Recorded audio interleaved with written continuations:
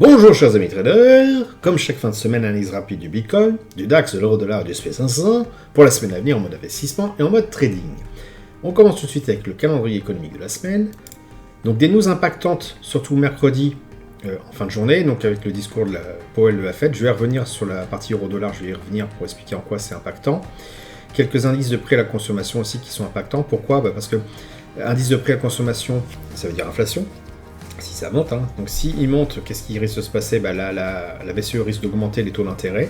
S'ils augmentent les taux d'intérêt, donc ça va être bon pour l'euro et un peu moins bon pour le dollar. Donc voilà, l'impact peut être sur l'euro-dollar.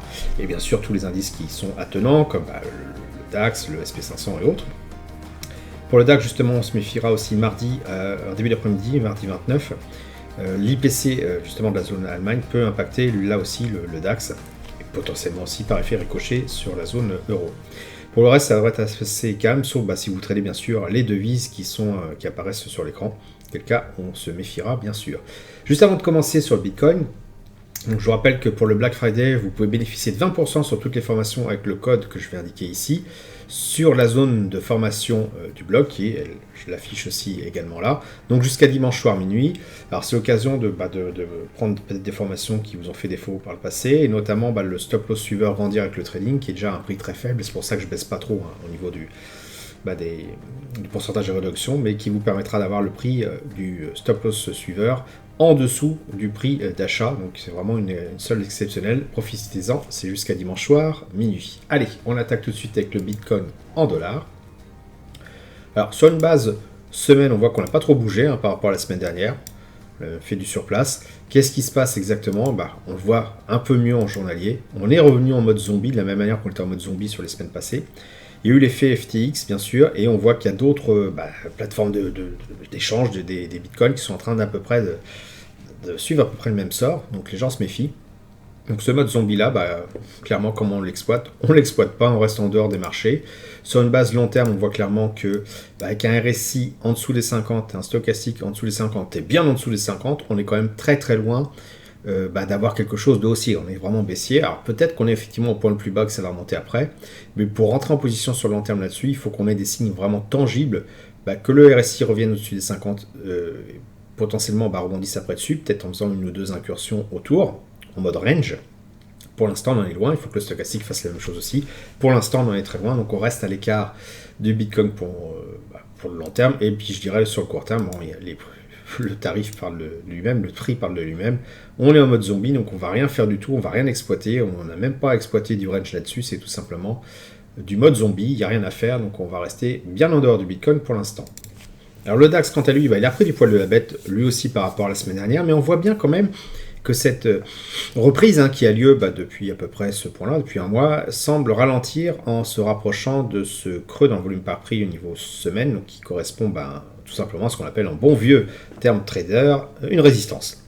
On arrive à cette résistance-là, et pour moi cette résistance est critique, la résistance aux alentours des 14 690.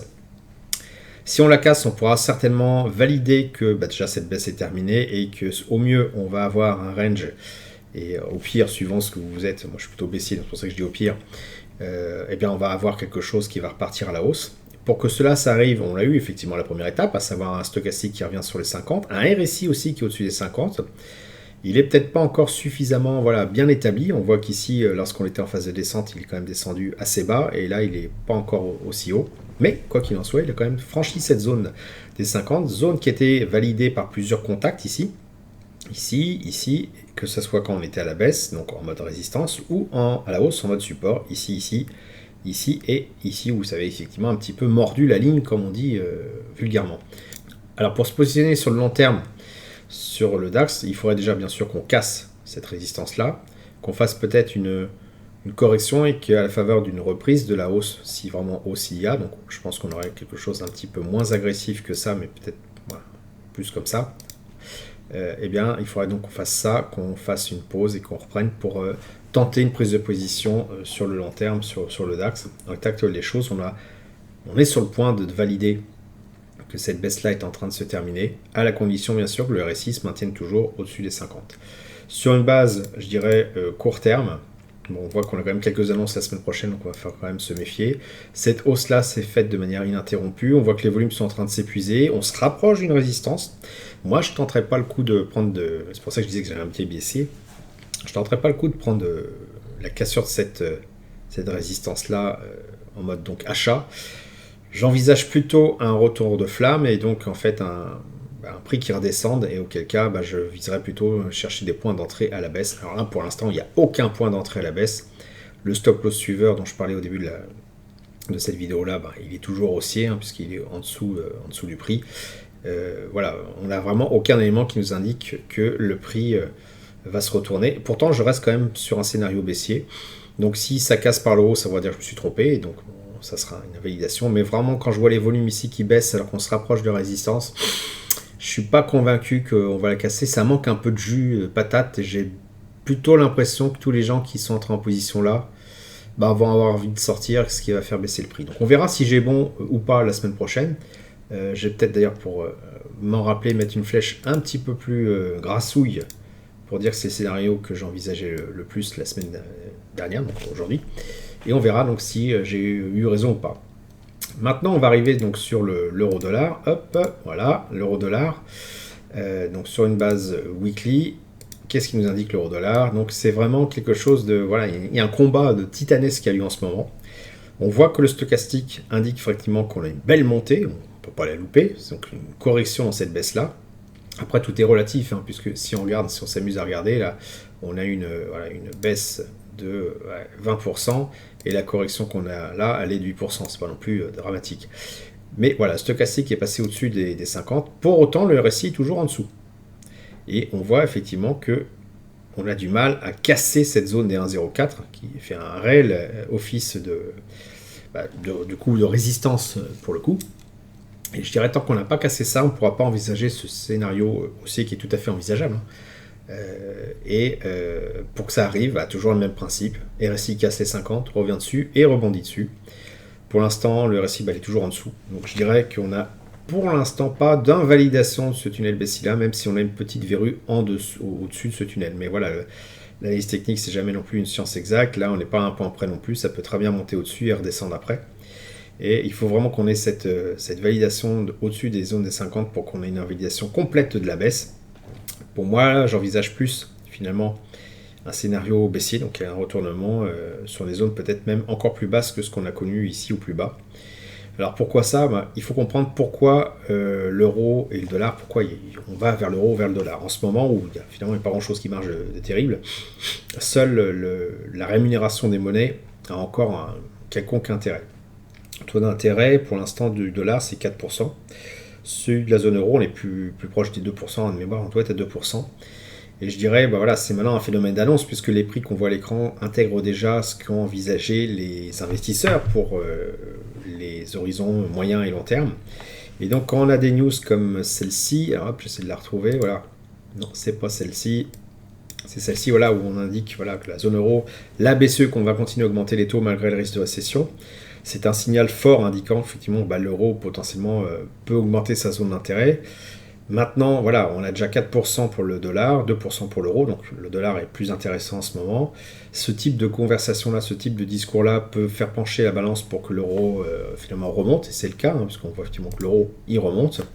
Mais on sait très bien qu'au niveau fondamental, la zone euro est plus fragile que la zone Amérique. Il y a moins d'entreprises qui ont la patate. Et il y a beaucoup d'endettement, beaucoup de risques de faillite. Finalement, c'est même plus de la récession. Si on passe de 2 à 4%, là, c'est une catastrophe économique, c'est un tsunami. Et je pense que la plupart des investisseurs le savent, et c'est pour ça que on a du mal finalement à percer à la hausse cette résistance des 1,04.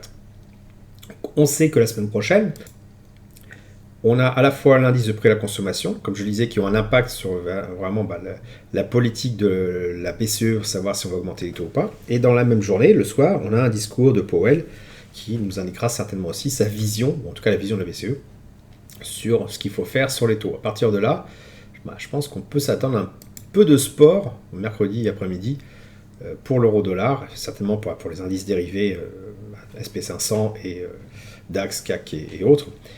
Mais voilà, mon scénario reste quand même baissier sur le long terme, donc on va voir je pense, un dollar qui va l'emporter sur l'euro à terme.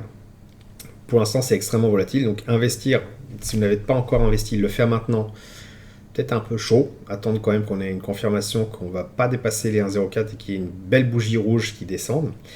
Si vous êtes sur le court terme, on va déjà se rapprocher au moins en mode une journée, je pense que tant qu'on n'aura pas cassé un 1,04, on ne pourra pas valider ni l'un des scénarios ou l'autre. C'est-à-dire si on parle des 1,04 au nord, oui, ça peut être haussier à surveiller dans le temps. Et puis si on rebondit vers le sud, il faudra quand même que le RSI repasse sous les 50, rebondisse dessus et se maintienne dessous. Pour l'instant, on n'est ni dans l'un cas ni dans l'autre, donc c'est pour ça que je préfère rester à l'écart de l'euro-dollar, en tout cas sur les quelques jours, voire semaines à venir, sur le court terme. Enfin, donc le SP500, hop, le voilà. Donc le SP500, alors si on regarde plutôt sur une base weekly, on reste toujours baissier, comme la semaine dernière. Certes, on a une jambe de hausse qui dure depuis un mois, mais voilà, on a un RSI, un stochastique en dessous des 50. Ça, c'est la caractéristique d'un marché baissier. Et donc, sur le court terme, on a eu cette belle hausse qui s'inscrit finalement dans cette oscillation classique. On en aura d'autres, je pense, de ce tunnel baissier. Et donc, voilà, on arrive peut-être à un point intéressant où ça peut se retourner et prendre position à la vente peut être intéressant sur le long terme.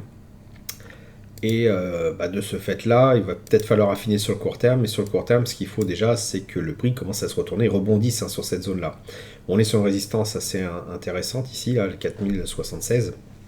Je pense que si elle tient et que le prix se retourne, surtout qu'on voit que les volumes baissent dans cette phase de hausse, eh bien, il faudra déjà que le stochastique repasse sous les 50, le RSI aussi en mode journalier pour qu'on ait vraiment une confirmation. Donc on n'aura peut-être pas tout de suite là, mais peut-être sur cette zone-là, on aura une plus grande visibilité finalement d'une baisse potentielle.